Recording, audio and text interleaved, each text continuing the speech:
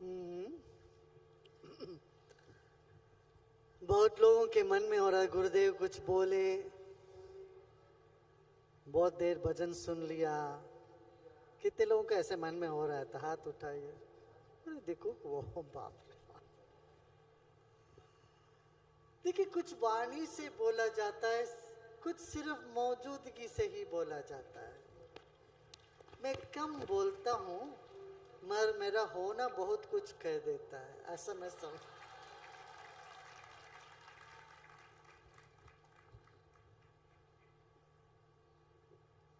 जब भजन होता है उसमें घुल मिल के आप भी गाते रहो, सिर्फ वीक्षक नहीं बनो।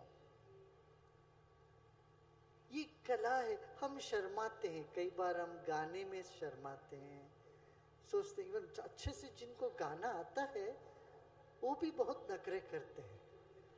आज मेरा गला ठीक नहीं है, सुर नहीं बन रहा है, या मुझे ताल चाहिए, तबला चाहिए, हारमोनियम पखवाद्य चाहिए, तभी गा पाएंगे।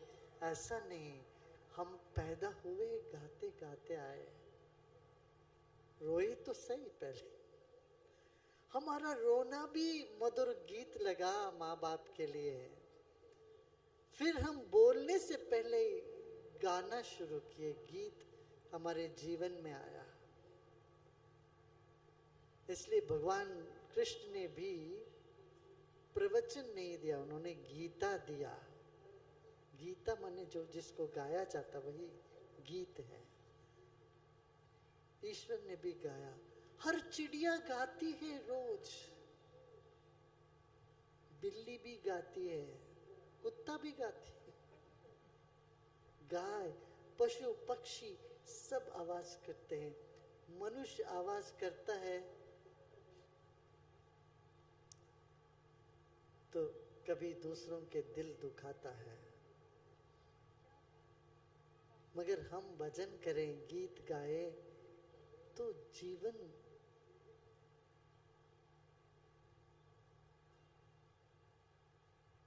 सफल हो जाएगा। हमारे भीतर मुग्धता जागी। देखिए, हम नाराज होने में, गाली गलौज देने में शर्माते नहीं है, मगर भजन गाने में, किसी को प्रशंसा करने में शर्माते हैं। उल्टा होना चाहिए। हा? लंबा चेहरा लटका के बैठने में शर्माना चाहिए। मुस्कुराने में, गाने में सहजता और सरलता को जीवन में अभिव्यक्त करने में शर्माना नहीं चाहिए। हर एक व्यक्ति के भीतर वो सहजता है, सरलता है, कोमलता है, प्यार है, भरा हुआ है, कोई कमी नहीं है। मगर उसकी अभिव्यक्ति की तो बात है। नाराजगी की अभिव्यक्ति जल्दी करते हैं। हमारे जो सद्गुण है, प्रेम है, शांति है, वात्सल्य है, इसकी अभिव्यक्ति को जरा ब्रेक लगा के बैठ रखते हैं, वो न करना। यही अध्यात्म है। हाँ? क्या तो अगले भजन होगा तो सब गाओगे? सब गाओगे क्या? भाई महाराष्ट्र इसके लिए बहुत मशहूर है। यहाँ ताल वाद्य, और ये आज भी देखो गांव के लोग नाचते गाते करते, विठ्ठल विठ्ठल विठ्ठल विठ्ठल। रोमांच होता है, अश्रु बहती है। महर्षि नारद कहते हैं, जब गाते हैं भक्त, उनके रोएटे खड़े हो जाते हैं, उनके आंखों से आंसू गिरता है, तो देवता लोग भी तरस जाते हैं उनके चरण छूने।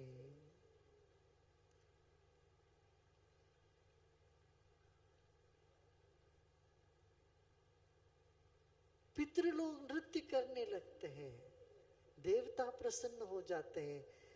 जब हम दिल खोल करके अपने दिल से गाते हैं तो फिल्मी गाना भी गाओ, कोई हर्ज नहीं। फिल्मी गाना भी गाओ, पर फिल्मी गाना दिल से गाते हो कि नहीं, बताओ। कितने लोग फिल्मी गाना दिल से गाते हो? हाथ उठाना, हाथ उठाना। देखो, और दिल को कहीं छूता है, वो इम्पोर्टेंट, वो प्रमुख है। बाकी सब गौण है। चाहे फिल्मी गाना गाओ, जिसके लिए भी गाओ, मगर ये जानो जिसके लिए गा रहे हो उसके भीतर, उसके पीछे जो शक्ति है, उसी के लिए तो गा रहे हो। वह शक्ति ही मैं हूं, वह शक्ति ही यह सब कुछ है। वही सरस्वती है, वही लक्ष्मी है। आज वसंत पंचमी के दिन सरस्वती पूजा होती है देश भर में। क्यों रखा सरस्वती पूजा?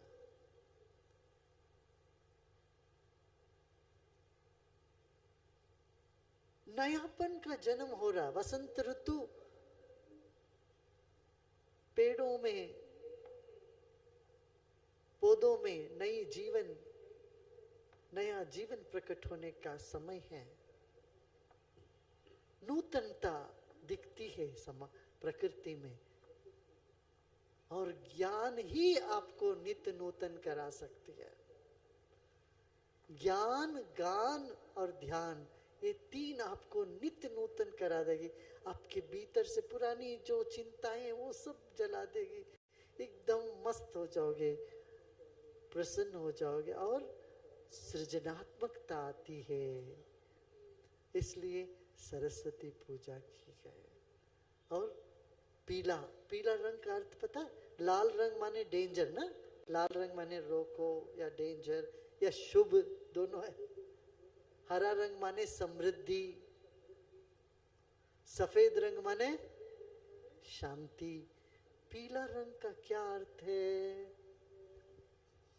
कितने लोगों को नहीं पता? हाथ उठाओ। पीला रंग का अर्थ क्या है? नहीं पता? हाथ उठाना, उठाना, उठाना। अच्छा, कितने लोगों को पता है? हाथ उठाइए। कुछ लोग दोनों में हाथ नहीं उठा रहे, क्या बात है? सुन रहे हो ना? पीला रंग, सोना रंग, देखो यहाँ सब पीला रंग में जमा, सब समा इतना बढ़िया जमा हुआ है। पीला रंग का अर्थ क्या है? जो हमेशा नूतन रहता, नित्य नूतन रहता, वो पीला रंग। सोना कभी पुराना नहीं होता, सोने का चमक कभी खत्म नहीं होता, इसीलिए उसको सोना कहते। स्वर्ण रंग या पीला रंग एक तो पवित्र कर देता है, कीटाणुओं को मार देता है, जीवन को पोषक देता। देखो, नींबू है, जीवन पोषक है। हल्दी है, वयस्तापन है। शादी से पहले हल्दी से नहलाते हैं वधू वर को, कहते हैं ना? क्या होता है? क्यों करते हैं? कि तुम हमेशा युवा बने रहो और हमारे भीतर कीटनाशक शक्ति बढ़ जाए, हमारे भीतर कोई कीटाणु न रहे, पवित्र हो जाए, शुद्ध हो जाए। और वयस्तापक माने हम हमेशा युवा बने रहे। नित्य नूतनता का प्रतीक है पीला रंग। इसलिए सरस्वती पूजा के दिन सब जगह पीला रंग देते हैं। चावल में भी हल्दी लगा के खाना खाते हैं। यूपी वगैरह में ज्यादा है वो, यहाँ है कि नहीं पता, इधर भी है, महाराष्ट्र में भी। तो हल्दी की बहुत महत्वता है। जीवन उपयोगी, जीवन रक्षक 20 बड़े बड़े दवाइयों का काम हल्दी एक कर देता है। एंटी वायरल है, जब भी वायरल फीवर होता जाके दवा और कुछ ना लो, सिर्फ कच्चा हल्दी 3, 4, 5 बार खाते जाओ, देखो वायरल भाग जाएगा। नींबू के पानी, नींबू के रस में हल्दी को भिगो देना, खाते रहो, इससे शरीर में रोग निरोधक शक्ति आ जाती है। नींबू भी देवी का वास है, कहते हैं। नीम और नींबू में देवी का वास है, शक्ति का वास है। नीम भी रोगहर है, कृमिनाशक है, आयुवर्धक है। वैसे अभी गुड़ी पड़वा में तो सब नीम और गुड़ तो खाते हैं ना, सब लोग देते हैं। देखो हमारे परंपरा में, भारत में संप्रदाय जो है, इसमें इतनी वैज्ञानिक रहस्य है, हमने कभी इस पर ज्यादा ध्यान नहीं दिया। हमारे पूर्वज कोई मूर्ख नहीं थे, बड़े मेधावी रहे, बहुत ज्ञानी रहे, तभी ये पद्धतियां सब बनाई। हाँ?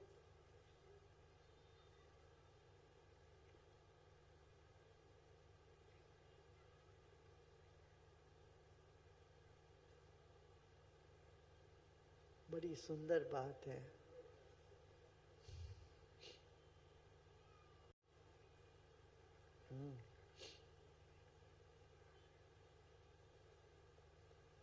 अभी गुड़ी पड़वा के दिन भी एक लकड़ी पर एक लोटा उल्टा लटका के घर के सामने रखते हैं।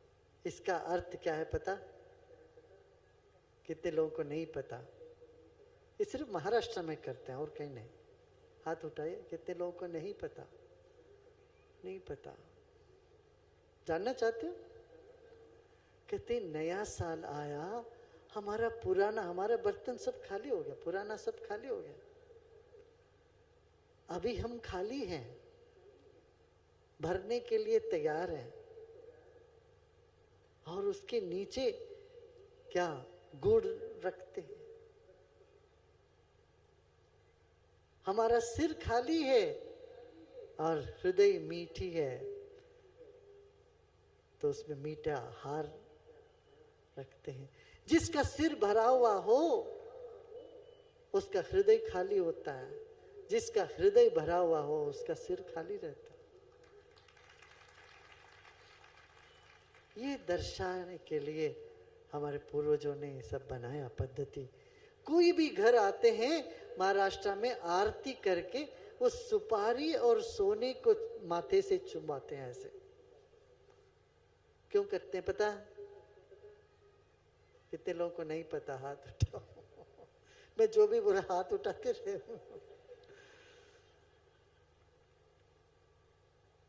कर्नाटक में कन्नड़ी दिखाते हैं, माने शीशा दिखाते हैं। जो भी आते हैं, आप अपना चेहरा देखे मुस्कुरा रहे कि नहीं।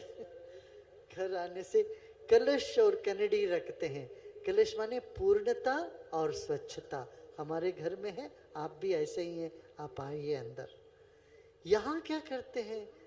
आरती उतारते हैं कलश के साथ, पूर्णता का प्रतीक है। फिर सुपारी, सुपारी माने पूर्णता। सब भोजन करने के बाद ही सुपारी खाते। कोई घर में कोई भी हाथ, सुपारी और सम्मान और पूर्णता। फिर सोना मुंह में। वो कहते हैं कि हम समृद्ध हैं। हर घर में सोना हुआ करता था, इसीलिए ये पद्धति लगाए। नहीं तो क्यों करते? यदि सोना बड़े रेयर आइटम हो जाता तो हमारे पूर्वज ऐसे क्यों करते? हीरा का तो नहीं बोला, पन्ना नहीं बोला, सोना बोला। हर घर में सोना हुआ करता।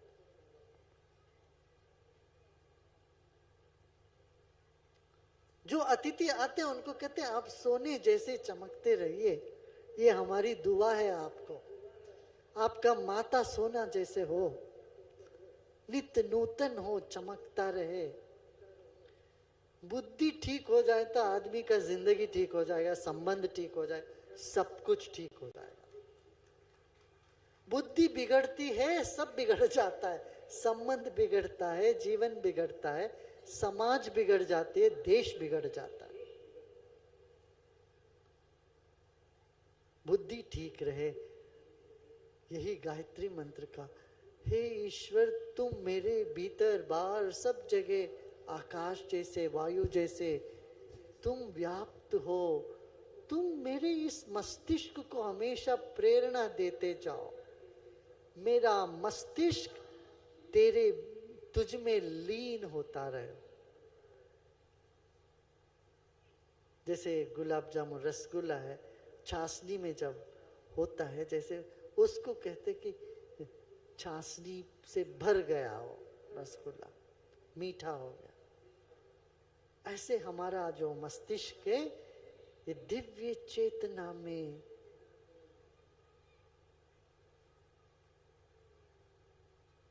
जागृत रहे, वो दिव्य चेतना इस मस्तिष्क को बार बार प्रेरणा देते रहे, ये प्रार्थना करते हैं। यही गायत्री मंत्र जिसके बारे में हम सोचते हैं हम वैसे होने लगते हैं। हमारा जो अपर चेंबर है ना, हम किसी के कब्जे में देख रहे हैं, बिना रेंट के अपने ऊपर की चेंबर किसी को हमने कब्जा करने दे दिया, फिर परेशान रहते हैं। ऐसा मत करना। ये मस्तिष्क में प्रतिनित्य ईश्वर को बिठाओ। बोला, हे नाथ, माँ अम्बे माँ, तुम मुझ में रहो, मेरे सांसों में रहो, मेरे कण कण में तुम हो, मुझे भी आप अच्छे लगने लगे। ये भक्त है। भगवान को तो आप अच्छे लगते ही हो, आपको भी भगवान अच्छे लग जाए, वो भक्ति है। काफी है ना इतना आज? हाँ, तो तरंग से हमें बहुत कुछ प्राप्त होता है। ये ज्यादा बोलने की आवश्यकता नहीं है, फिर भी आज काफी बोल चुका हूं मैं।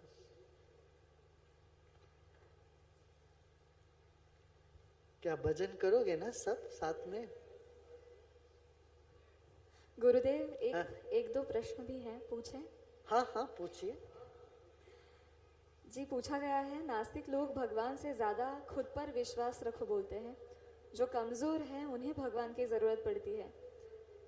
यह भी कभी कभी संयुक्तिक लगता है, इस बात पर प्रकाश डालें।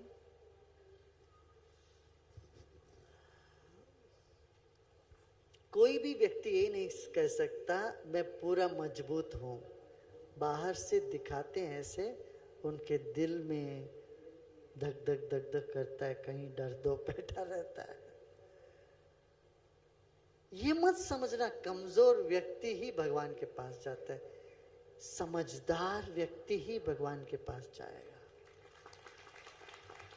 बुद्धिमान व्यक्ति ही भगवान का आराधना करेगा, भगवान को मानेगा। अपने छोटी मोटी इच्छाओं की पूर्ति के लिए भगवान को हम उपयोग करने लगे तो हम बहुत जल्दी नास्तिक हो जाएंगे। क्यों? हमारा काम कोई हो जाए फिर हम भगवान को जय जय करेंगे, काम नहीं हुआ तो नास्तिक हो जाएंगे। ये काम बड़ा है कि भगवान बड़े हैं? ना, ये गौण भक्ति है, माने छोटे दर्जे का भक्ति है। एक सत्ता है जो हमारे अपने हैं, ऐसा मान के विश्राम करना ही भक्ति है। वो समझदार व्यक्ति ही कर पाएगा। भगवान कृष्ण कहते 4 तरह के लोग मेरे शरण में आते हैं। कौन कौन? एक जिसको कुछ चाहिए वो आएगा, एक जो दुखी है वो आएगा, तीसरा जो जिज्ञासु है वो आएगा, चौथा ज्ञानी है वो मेरे पास आएगा, और ज्ञानी मुझे सबसे ज्यादा प्रिय है। ऐसा कह रहे हैं कृष्ण। और मैं ये देख रहा हूं, रोज रोज ये देखता हूं, ऐसा ही होता है। और एक प्रश्न है, सच में गंगा में स्नान करने से, त्रिवेणी में, कुंभ में स्नान करने से पाप धुल जाते हैं क्या? अगर ऐसा है तो साल भर लोग पाप करेंगे और अंत में गंगा नहाएंगे। नहीं, वहां गंगा में डुबकी लगाने भर से पाप चले जाए ऐसा नहीं।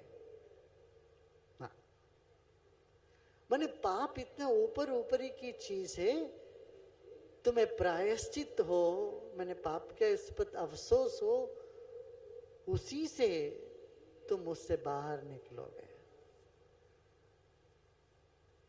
हाँ? गंगा यमुना सरस्वती क्या है? सिर्फ कोई नदी नहीं है, हमारे भीतर है ये। गंगा ज्ञान है, यमुना प्रेम है, सरस्वती होश है। ज्ञान, प्रेम और होश तीनों तेरे भीतर जग जाए, तीनों का संगम हो जाए, उसमें तुम स्नान करोगे तो सारे पाप धुल जाएंगे।